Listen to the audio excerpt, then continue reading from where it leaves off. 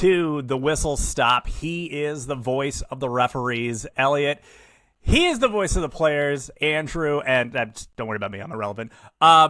Today, we are talking about when it comes to basically what the referee is allowed as far as his own personal space being invaded and contact when he is trying to play the ball. We're going to throw to two clips here that are, some would say, look like the same thing is happening, but in actuality, and the way it was called on the field and the way that the referees may see it, not the same. Yeah, so we'll start here with this is going to be Arsenal versus Bournemouth a couple months ago. And go ahead and play this clip here.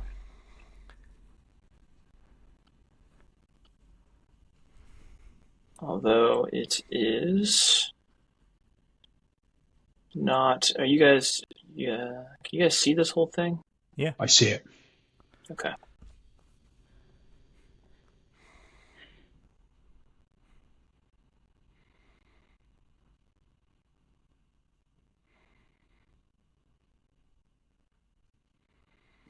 All right, there we go. Elliot, do you want to kind of break this down for us a Sure. little bit? Yeah, so the ball goes way up in the air, and while it's up there, you have a challenge between Arsenal goalkeeper Raya and Bournemouth number 9, the striker Solanke. And the referee's decision on the field was foul by Solanke on Raya. He let the attacking phase play out so that the ball would go in. That way VAR could step in if needed. But his decision on the field was foul. And this seems to have split opinions. On the one hand, people look at that and they see minimal contact by Solanke. He's not putting a huge amount into it. And his arm is down and he leads with his shoulder and forearm, which you can do as long as you're not careless or reckless or worse. And so there are those that say no foul, the contact wasn't enough to rise to the level of the foul. And then there are others, and I would put myself in this other camp, that say that level of contact was enough to put off an airborne opponent, Riot in this case, who's taking off to try and jump and punch the ball. And even that small amount of contact was enough. So the offence that I would say we're looking at, there's a couple, but I think the one is impeding with contact. Impeding with contact is where Solanke in this case is not attempting to play the ball, but he's using his body to block or slow down or put off or prevent his opponent from playing the ball. And when you look at it from a couple of angles, you can see that Solanke his direction of movement is towards the goalkeeper, not towards the ball, not towards the empty space. And so it looks like it fits the bill for impeding. He's put a little bit of shoulder into it, and that amount of shoulder has caused the goalkeeper to offset his position by a couple of feet, which affects his punch. We'll never know where his punch would have gone. Elliot, so, okay, you're saying he used his shoulder, and his shoulder made contact with Raya's shoulder. What would you say to the argument that it was simply shoulder to shoulder? What is the difference in this play versus, maybe a 50-50 ball between two field players? Yeah, it was shoulder to shoulder, which is why I can totally understand why there's people out there saying this is not a foul. You're allowed to challenge with your shoulder or your forearm. And if you look at Solanke's position, his arm is down, it's not out, there's no elbow. So that bit of it is okay. It's just whether in this particular instance, the amount of contact, the severity of contact, even though it was not negligible, but even though it was low impact, it's whether it was enough to rise to the level of careless. If we're looking at a charge, an upper body charge. So let's say you're not considering this impeding, you're looking at this as a charge, an attempt to play the ball with the shoulder. The argument is that the contact was enough to cause an unfair disadvantage to the opponent. How does it being an aerial? I think you could call it an aerial challenge, right? How much does that change the referee's thinking versus, maybe a loose ball, on the playing surface. Yeah, so I guess the first comparison that springs to mind is, let's say we have a lower body tackle where your winger is running at high speed. It doesn't take much of a glancing contact from a defender to clip that player to cause someone sprinting to lose their balance and a disadvantage. So the contact might be slight, but is it enough to cause an unfair disadvantage? And this one by Solanke, I'd say it's right on the edge. If it's just slightly less contact that doesn't cause Raya, there you can see it there, to shift 2 yards or so to the right, then he gets away with it. And it wouldn't rise to the level of foul. But because he's challenging a goalkeeper who's about to jump and take off, it only takes a little bit of contact to cause an advantage. Whether it's unfair or fair is, in this case, open up to debate. But that would be the case in favour of this being a foul. The contact was low impact, but it was enough to cause an unfair disadvantage to an airborne opponent. So when we talk about kind of what the keeper has the rights to, it sounds like one of the big things within this one is his right to the path that he is trying to be on. And you talk about the 2 yards that he gets shifted and moved off of that path. How much is that kind of is one of the big factors, right? Yeah, that's a big factor here. So if this was a different scenario and Solanke is in playing distance of the ball and they're competing for that empty space, and Solanke uses as much impact in that situation as he does in the actual situation, then you can say Solanke is entitled to challenge for that space, and as long as his arm's down and he's just using his shoulder, there's no foul there. And what's crucial here is that Solanke has no opportunity to play the ball, and his level of contact is being judged in that context. Raya can play the ball, Solanke cannot. All right, so let's now move to our next clip where, to the untrained eye, the contact seems a little more severe, but the call ends up being different.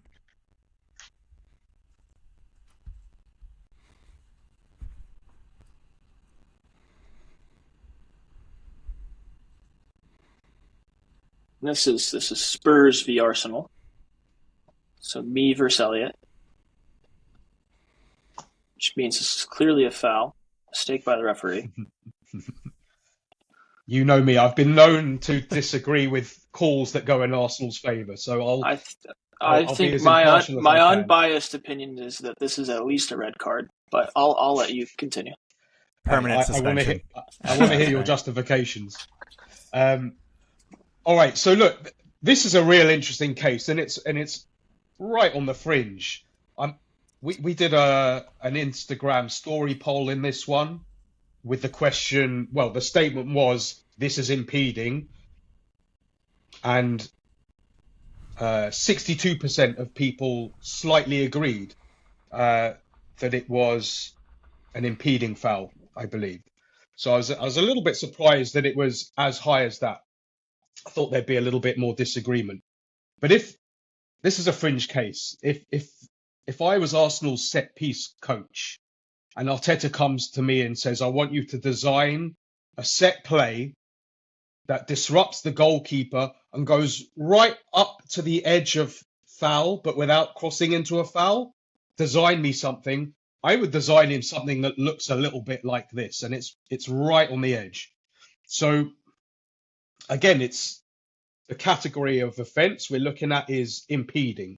Is White impeding Vicario? So to avoid White impeding, my advice to him would be the timing of moving into that space in front of Vicario, because you're entitled to your own space. Now, if White gets to that space too early, it might not be impeding because he's gotten to that space, but he might not cause the disruption that he's looking to cause in that set play. If White gets to that space too late, in other words, by the time Vicario was already attacking the space to play the ball and White just goes into the space to block the player, you run the risk of impeding your opponent by going into your opponent's space. But if you time it just right, which I think Ben White does here, you nip into that space before it becomes the opponent's space, so not too early, not too late. And that's White's space. He gets there and he's allowed to be there. So now what happens next will determine, as well, if he commits a foul. So once he's in that space, which I'm going to argue he is entitled to be in, he then puts his backside into Vicario, right? And so that's another thing people are saying, you can't do that, that's a foul. So a little bit like Solanke does that little bump with his rear rise to the level of careless for a foul? I think the ball is in play when he makes that contact. So if the referee thinks it's a foul, then it's a free kick, as opposed to the ball's not in play yet, we still need to do a corner. So that little bump there, I think it's right on the edge. I don't think that it rises to the level of foul. What's key is that he's not impacting at that moment Vicario's ability to play the ball. If he puts a little bit more of his body into it, or if there's an elbow or an arm, the ref can say, you can't do that. That's too much. That's a foul. So timing kind of it matters at this one. If this happens maybe a second or 2 seconds later, as the ball is bearing down on Vicario, probably a different situation then, right? Yeah, then you can say that Ben White's movement is impeding Vicario, or it becomes an illegal charge. Timing is important, and so if you're advising Ben White, you want him to get the timing right. You want him to get the level of contact right, so that he's not overdoing it to cause a foul, but it's enough contact to just be a nuisance. And then the other thing Ben White has to avoid is being caught offside. So if you have a look at Havertz's header, the moment the ball makes contact with Havertz's header, if White is in an offside position and he impedes the keeper's vision or his ability to play the ball, then that goal gets ruled out for offside. So he's got to make sure he gets into his space, does his little bump on Vicario, and then gets out of there before he becomes in an offside position, interfering with play.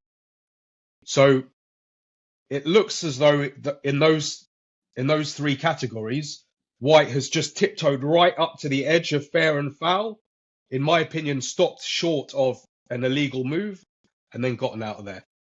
Andrew.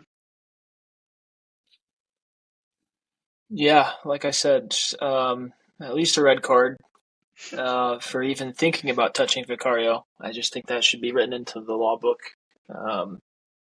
Vicario should be protected at all costs. No, I'm just kidding. I think I agree with your entire analysis. The timing, I do think the timing is extremely important. Ben White pulls out at the perfect moment, which he was likely instructed to do. I still think there is a strong argument that it is impeding, because he's clearly in his way there for multiple steps for which Vicario could have made an attempt towards the ball. So, for me, I definitely think there's a strong argument that it was impeding, but I could see it both ways, and I think both of these, if they had been called differently on the field by the official, they wouldn't have been overturned either way. I don't think VAR would have gotten involved with either of these because they were so close, which I think our polls do kind of show, at least for this one. The last one, I guess, pretty much everyone agreed it was impeding. Yeah, this poll's split right down the middle. This is 50-50 as far as thinking it's a foul or thinking it's not a foul. Correct. Yeah, it's pretty incredible. Correct. And I'm not surprised by that. It is a real marginal case, and Andrew, I tend to agree that VAR, I don't think, would overturn it either way. It's right on the borderline.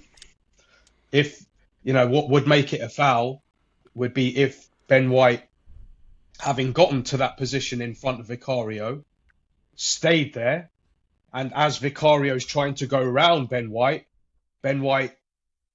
moves to block his path and stops him from doing it in a way that would be no attempt to play the ball on Ben White's part.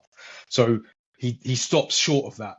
He does get to the space in front of Vicario, like you say, Andrew, but I think there's an argument to say that the space he's in, it's not his opponent's space. He gets there early enough to say Ben White can be there. And the important thing for Havertz in this one is that it's a corner, so it was impossible for him to drift offside like he likes to do. Yeah, he does get caught offside. Thank God for that rule. Good knowledge. A lot of people don't realise that, yes, it's actually in the laws of the game that you can't be offside from a corner, which is theoretically possible. If you put the ball on one side of the arc and then a teammate stands on the goal line. I mean, if it is possible, Havertz will find a way to be offside in that case. If anyone can do it, I know it's him. But even Havertz stayed onside for this one. So to the untrained eye, both of these clips can be easily seen quite differently. Let's just kind of capsulate the main differences here between these two incidents. If you look at the little heat map categories that are on the screen now for impeding, I think the key one for the Solanke and the Ben White clips, it's the movement into the opponent's path. In Solanke's case, he's going into his opponent's path. He's not playing the ball. Raya is in the act of playing the ball, and Solanke goes into him. So he's further up the heat map there. And in this case with Ben White, because Ben White gets to that space early enough, I'm making the case that he's not in his opponent's path. He's allowed to be there. Andrew, your final sour grapes thoughts on this one? No, I agree with most of Elliot's analysis. It's definitely an interesting, two very interesting plays. I think they've been very relevant to this Premier League this year. I think there's a lot of cases. There's a few that involved Vicario throughout the season. There's another incident that involved the goalkeeper that I'm blanking on at the moment, but I do feel like impeding has played a big role, or not impeding has played a big role in the Premier League season. So it's been an interesting one to see develop. When you kind of think about this at kind of the grassroots level, a lot of these, we're sitting here watching over and over again the replays from a bunch of different angles. It's very easy to see, from the grassroots level. Sometimes it's really hard to catch these. As a referee, you really got to keep your eye out for these small little details. The Solanke one, for example, it'd be difficult if you're doing a one-man system to catch that. Even though everyone agreed, most people agreed, according to the poll, that it was impeding. These fine margins are hard to catch, so something to keep in mind. I don't know. It's interesting. As a player, for the Solanke one, it's also interesting. I don't know what else he really could have done without just avoiding all contact together, which I suppose is an option. But I'm sure in his head he wasn't trying to do too much. He was just trying to disrupt the goalkeeper just enough to throw him off. Fortunately for him, they caught it and called it. But yeah. I mean, he could have gone in with two hands and done a big old push, which would have been blatant. But yeah, it was a lot more subtle than that. So he was probably trying to, just a bit like Ben White, trying to go right up to that line of disrupting the keeper without fouling him. And in this case, the ref caught it and called it. But yeah. Question for you, Elliot. Okay, let's say that exact play happens, but Raya happens to be a center back instead of a goalkeeper, and he's trying to head the ball instead of use his hands. Do you think that slight nudge, which I feel like we see all the time for aerial challenges with one field player onto another field player, do you think if it wasn't a goalkeeper that they don't call that? Yeah, that's a good analogy. I think if it is the exact same scenario, in other words, the centre-back is in playing distance of the ball and is in the act of playing it, Solanke has no opportunity to play the ball and puts his shoulder into the centre-back as he's jumping, and he offsets the centre-back by a couple of yards, which is enough to affect the contact. Yeah, I think you can give the free kick in exactly the same way. The thing that would make it different for me is if Solanke, centre back, and the ball is between them, and they're both in playing distance of the ball, then Solanke's challenge doesn't rise to careless because he's attacking space that he's allowed to compete for. That's the thing that would change it.